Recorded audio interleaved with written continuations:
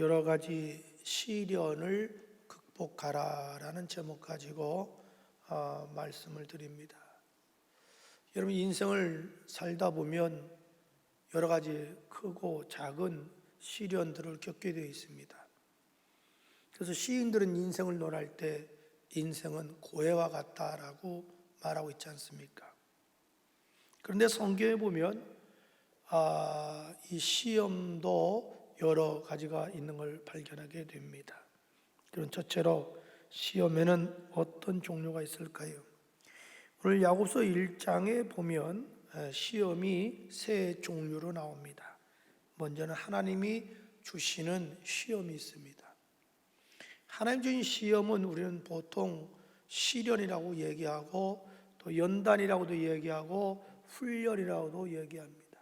일종의 하나님이 우리를 테스트하는 거지요.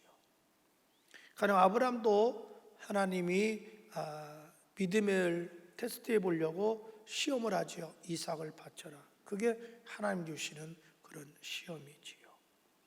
또 우리가 요셉 같은 경우도 하나님께서 그를 장차 애굽의 총리로서 이스라엘 민족을 구원시키려고 그에게 시련을 주는 거죠. 혹독한 시련을 주지요. 하나님 그 시련을 주시는 거죠. 다윗도 마찬가지죠.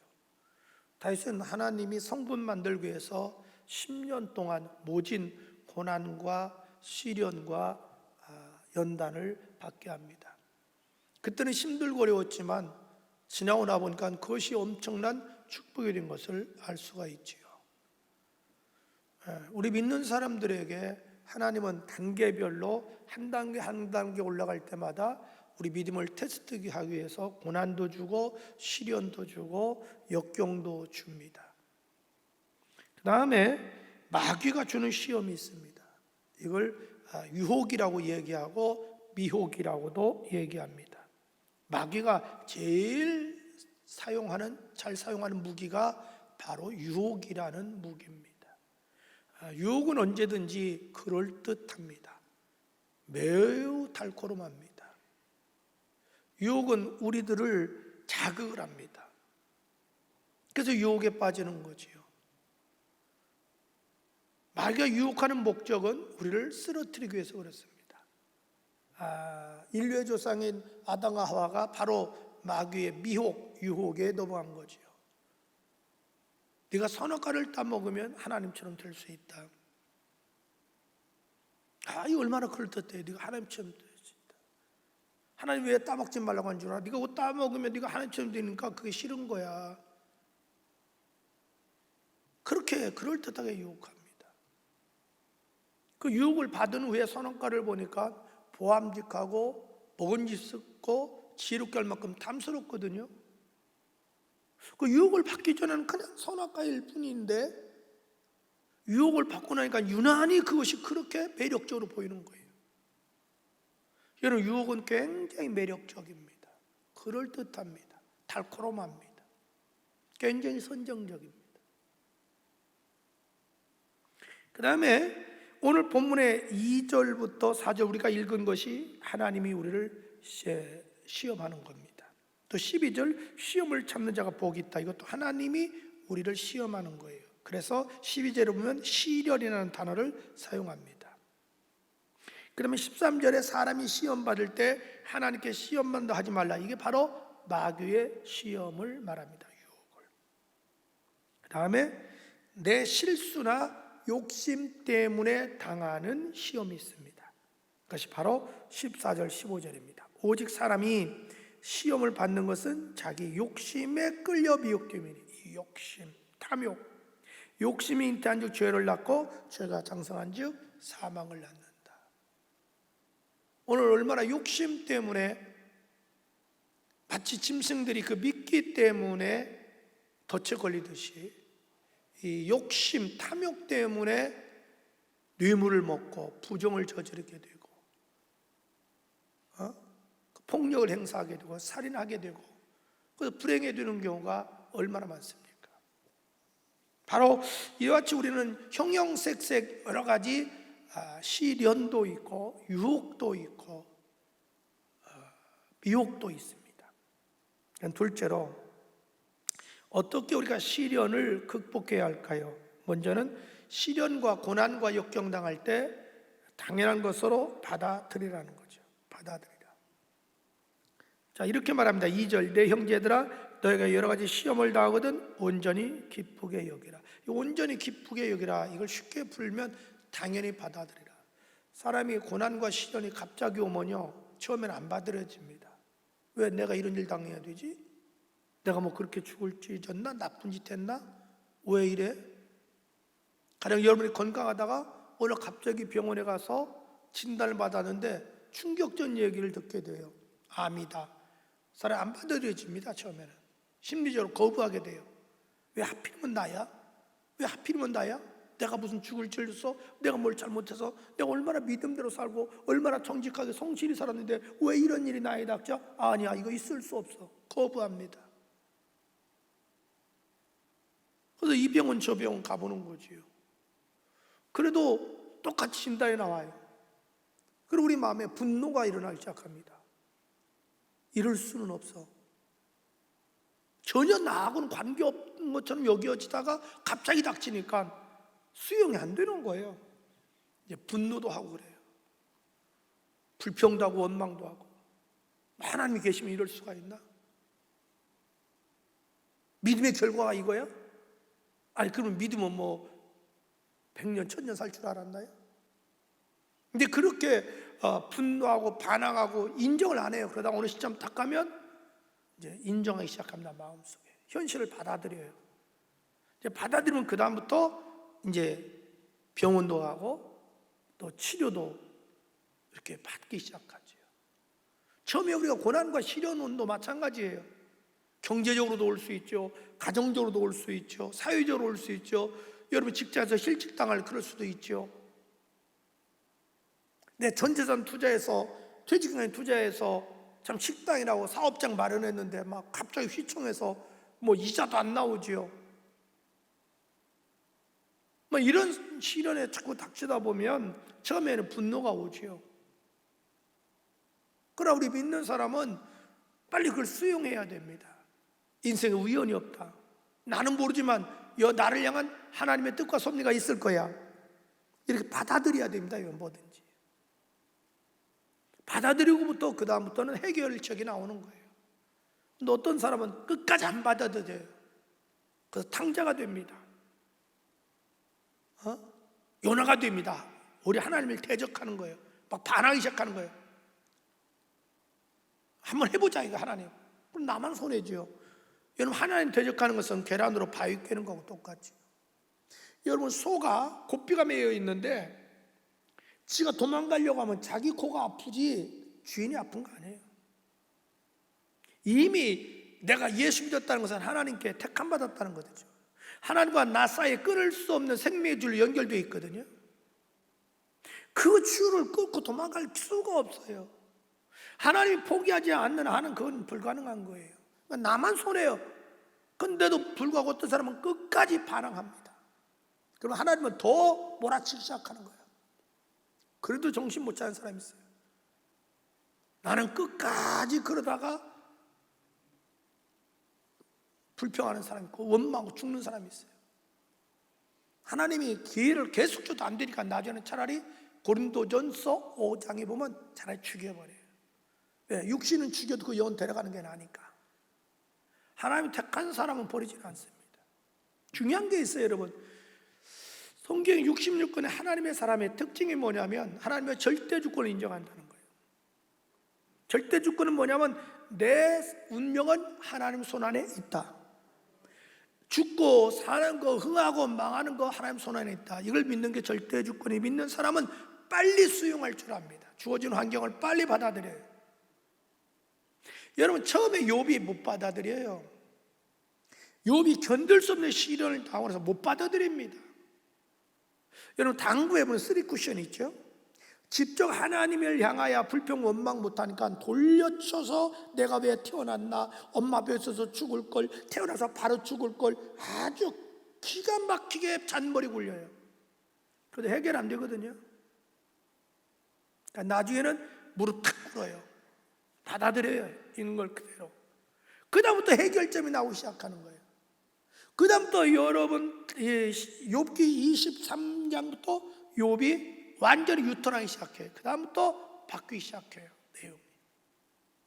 저는 여러분들이 시련과 역경 왔을 때 자꾸 거부하려고 하면 불편해요, 마음이. 하나님과 관계도 안 좋아지고 사람 관계도 안 좋아지고. 있는 대로 수용하십시오. 어떻게 시련을 극복해야 될까요? 소망 가운데 인내해라. 소망 가운데 인내하라는 거죠. 그래서 이 3절 4절 왜 시련을 주냐? 너희 믿음의 시련이 이렇게 하죠.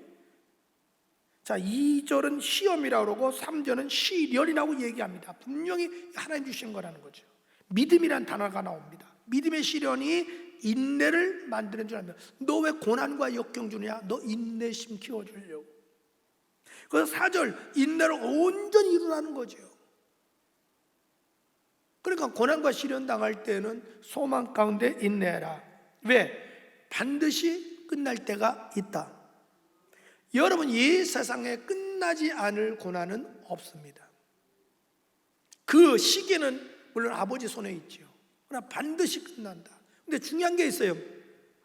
시련과 역경을 당할 때 소망 가운데 인내하면 그 끝에는 시련과 역경을 잊고도 남을 은혜와 능력과 축복을 베풀어 주신다.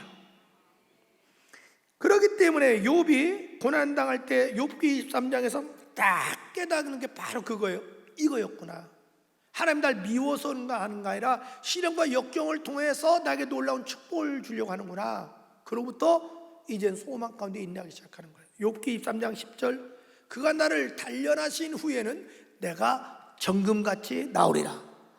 이런 믿음이 딱 들어오니까 그 다음에는 시련을 이기는 게 쉬워지는 거예요. 뭐든지 받아들이면 쉬워요. 근데 받아들이지 않으려면 힘든 거예요. 여러분, 성경글에서 야고보서 5장 11절에 보라, 인내하는 자들을 우리가 복되다 하나니 너희가 욥의 인내를 들었고 주께서 주신 결말을 보았거니와 주는 가장 자비하시고 긍휼히 여기시는 자로다. 바울은 늘 자기가 고난당할 때 이걸 생각합니다. 로마서 8장 14절 현재 고난은 장차올 영광과 비교할 수 없도다. 늘 미래지향적으로 소망을 가지고 나니까 그 무서운 견디기 어려운 환난과 시련도 견딜 수 있었습니다. 어떻게 또 시련을 극복할 수 있을까요? 지혜를 구하라. 시련을 당할 때 지혜를 구해야 됩니다. 5절 너희 중에 지혜가 부족하거든 모든 사람에게 후히 주시고 꾸짖지 않으시는 하나님께 구하라.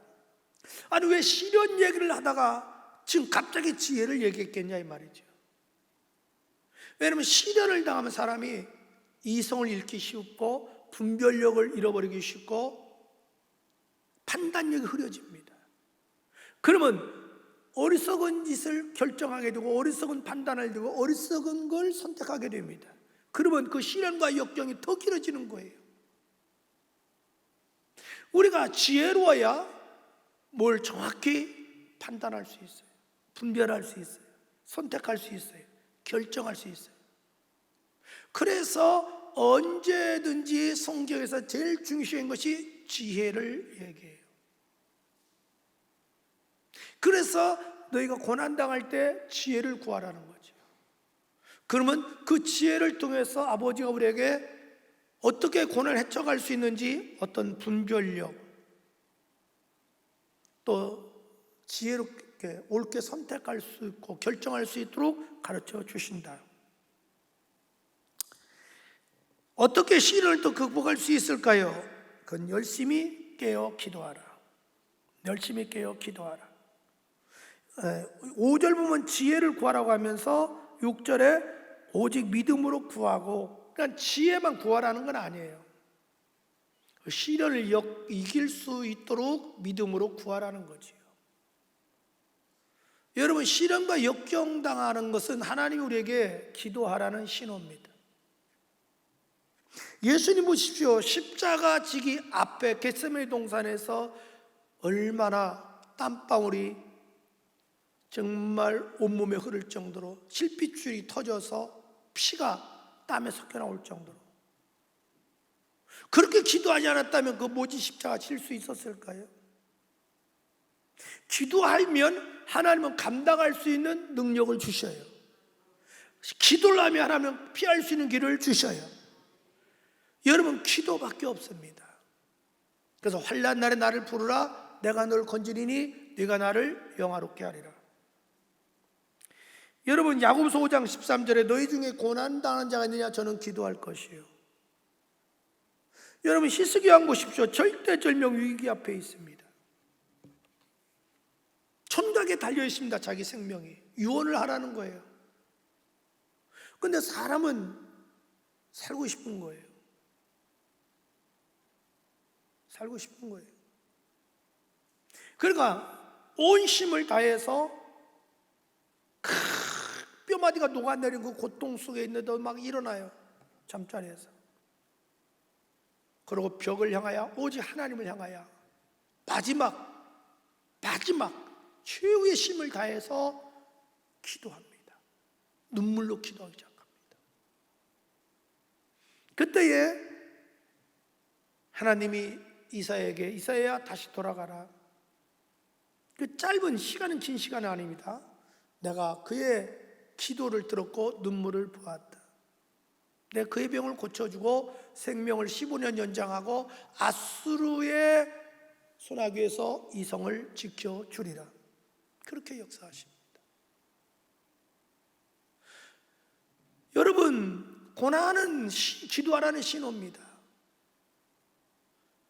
여러분, 고난당할 때 깨어 기도하는 자는 하나님이 축복해 주시지만, 고난당할 때 영적으로 계속 잠자면 그건 마치 씨앗이 땅에 있을 때 싹이 나지 않으면 골마 썩어 죽듯이 죽습니다. 차라리 계란이 그냥 밖에 있으면 사람이 먹을 수 있지만 부화 엄마 품속이나 부화기에 들어가서 병아리 되지 못하면 골마 썩어 먹을 수가 없습니다. 고난당할 때 깨어 기도하면 은혜를 받고 주님 만나고 능력 받고 축복이 오지만, 고난당할 때 깊이 영적 잠에 빠지면 버림받습니다. 셋째로, 우리가 시련을 이기면 어떻게 될까요? 먼저는 성숙한 사람이 된다. 4절에 보면 인내로 온전히 이루라. 이는 너희로 온전하고, 온전이란 뜻이 성숙이란 뜻입니다. 여러분, 시련과 역경을 경험하면 사람이 겸손해집니다. 시야가 넓어집니다. 마음이 넓어져요. 그래서 신앙과 인격이 성숙해집니다. 여러분, 신앙과 인격은 별개될 수가 없습니다. 신앙이 그 사람의 인격을 낳고 인격이 그 사람의 신앙을 낳습니다. 따로 국밥이 될 수가 없습니다. 여러분, 신앙과 인격은 동떨어지지 않습니다. 신앙이 좋은데 인격이 엉망일 수 없고, 인격이 엉망인데 신앙이 좋을 수 없습니다. 우리 기독교는 전인적인 신앙이기 때문에, 전인적인 인격을 다루기 때문에 신앙과 인격은 하나입니다. 그래서 인격이 훌륭하면 신앙이 훌륭할 수밖에 없고, 신앙이 훌륭하면 인격이 훌륭할 수밖에 없습니다. 시련을 준 이유는 우리의 신앙과 인격을 신실한 사람, 진실한 사람, 정말 가치 있는 사람으로 만들고 위해서 주는 겁니다. 또 시련을 이기면 어떻게 될까요? 주님 앞에 쓰임받게 된다. 4절, 구비하여. 구비라는 거 뭐예요? 모든 걸 갖췄다는 거죠. 주님은 갖춘 사람을 쓰지 갖추지 않은 사람을 쓰지는 않습니다. 여러분, 우리가 도자기 공장 가보면 초벌구이 해가지고 그릇으로 쓰는 법은 없습니다. 초벌구이 한 다음에 유향을 바릅니다. 유향을 바르고 다시 제보를 해서 그것이 완전해지실 때 비로소 그릇으로 씁니다. 주님은 연단을 통해서 우리를 깨끗한 그릇으로 만든 후에 사용합니다. 오늘 세상 사람은, 또 심지어 우리 예수 믿는 사람도 주여 나를 큰 그릇을 써달라고 합니다. 주님이 원하는 것은 큰 그릇이 아니라 깨끗한 그릇입니다. 디모데후서 2장 20절 21절에 보면 하나님은 뭘 써요? 금은 그릇, 질그릇이 있는데 그 중에 깨끗한 걸 쓰시느니라. 시련을 이기면 어떻게 될까요? 차고 넘치는 복을 받게 된다. 4절 보면 이렇게 말합니다. 조금도 부족함이 없게 하며 조금도 부족함이 없게 한다. 다시 말해서 고난과 시련과 역경을 이기고도 남는 복을 주신다. 예수님이 십자가에 모진 고난, 인간으로서는 형용할 수 없는 고난입니다. 그것이 받아야 될 고난이 있겠습니까? 그러나 예수님이 부활하셨을 때는 그 모진 고난과 시련과 역경도 이기고도 남을 수 있는 부활의 영광을 얻었습니다.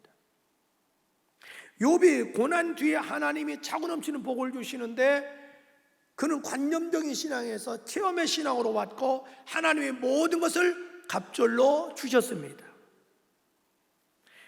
복음을 증거하다가 바울이 빌립보 감옥에 갇히고 매를 맞은 그 과정은 매우 힘들었지만 그 후에 하나님이 기적을 베풀어 주심으로 말미암아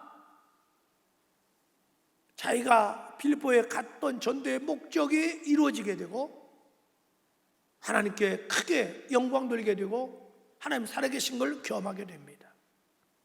여인이 아이를 가꿀 때는 처음엔 기쁘지만 아이가 날 때 되면 굉장히 힘들어지지요. 만삭이 가까우면 잠을 잘 수가 없잖아요. 이리 누워도 저리 누워도 온몸이 불편하잖아요. 아이를 할 때 지금이야 의술이 발달해서 제왕절개로 막 끄집어내니 편하지만 옛날엔 제왕절개가 어디가 있어요? 사투를 하는 거지요. 그 고통과 아픔 생각하면 애 낳을 마음이 있겠어요? 다스는 안 다치요.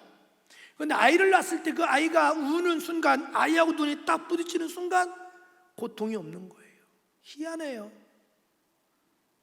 이게 모성애라는 거 아니겠습니까? 그 아이가 자라는 모습을 보니까 너무 좋으니까 계속해서 아이를 낳는 거지요. 아이를 낳은 그 기쁨을 어떻게 엄마만큼 알 수 있겠습니까? 고난과 시련을 겪으면 반드시 우리 아버지가 축복이라는 걸로 보상해 주십니다.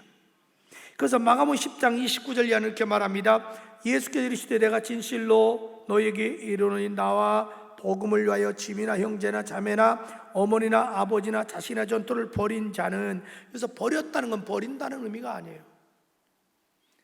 우선순위를 바꾸는 걸 말해요. 우선순위를. 거기다 최우선순위를 줬는데 우선순위를 바꿔서 신앙의 우선순위를 주는 걸 말하는 거예요.